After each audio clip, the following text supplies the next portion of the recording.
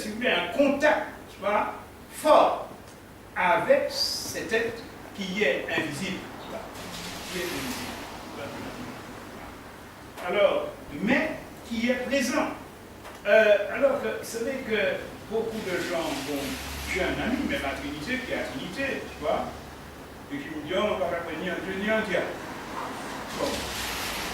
Alors, donc, ça veut dire qu'il est athée, tu vois. Il y a beaucoup de gens qui parlent ainsi.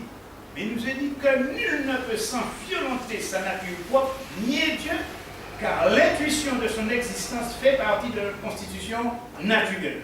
Nous naissons avec en nous, n'est-ce pas, eh bien, cette inspiration de la connaissance de Dieu. C'est-à-dire, que nous le voulions ou pas, n'est-ce pas, nous sommes sortis du sein de notre mère. Et vous voyez, d'ailleurs, je prends un exemple de Jérémie.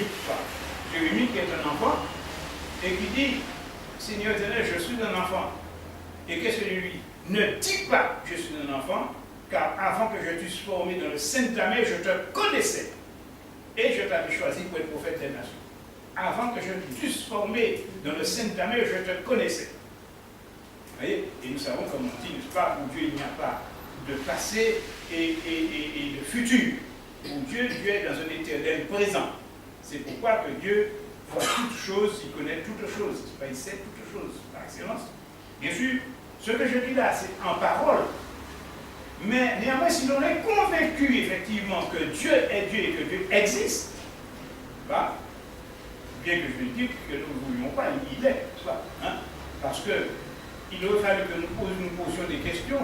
De toute façon, on en viendra quand même plus tard. Je vais vous emmener un petit peu les chercheurs, les archéologues, ceux qui disent et qui parfois confirment la Bible. Mais on verra ça un peu plus tard. Alors, maintenant, détailler la Bible. Est-ce que vous savez de combien de livres qui sont composés de la Bible? Qui composent 66. Combien? 66 livres. Tout le monde est d'accord là-dessus? Alors, bien sûr, nous avons les versions catholiques, n'est-ce pas? C'est-à-dire l'aliénal, avec Crampon, la TOB, etc., qui ont 7 ou 9 livres de plus. Ce sont des livres dits apocryphes, et les livres apocryphes sont des livres qui finalement sont d'auteurs inconnus. Mais c'est surtout historique, mais ça n'a pas valeur de salut. Et c'est la raison que Second, Darby et certains autres, n'est-ce pas, se sont gardés de l'inclure dans le canon biblique. D'accord? Donc, ils n'ont pas placé là-dedans, parce qu'en réalité, ça n'a pas valeur de salut. Et c'est, par exemple, mais il y en a qui sont très bien quand on fait certaines études, par exemple, je dirais 1 et 2,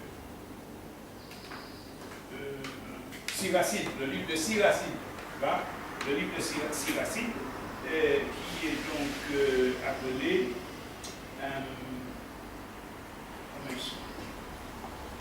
bon, ça fait, bon, ce sont ces livres-là, je vous le nomme tout à l'heure, ce sont ces livres-là qui finalement nous parlent de l'histoire de l'Israël, comment, quand Antiochus Épiphanes IV, roi de Syrie, a fait une naissance sur Jérusalem, hein, et a tué ce que nous retrouvons dans Matthieu 24, qui est une prophétie qui en partie s'est accomplie, mais qui reste encore un accomplissement, ou à accomplir une certaine part.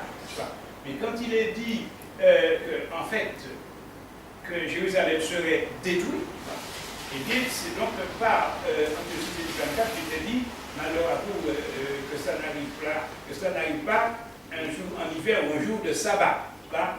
Et Antiochus Épiphanes IV, roi de Syrie, donc on a profité effectivement un jour où tous ils étaient là, et finalement, il a fait une sorte de, comment on appelle ça, razzia, et il a mis à mort tous les sacrificateurs.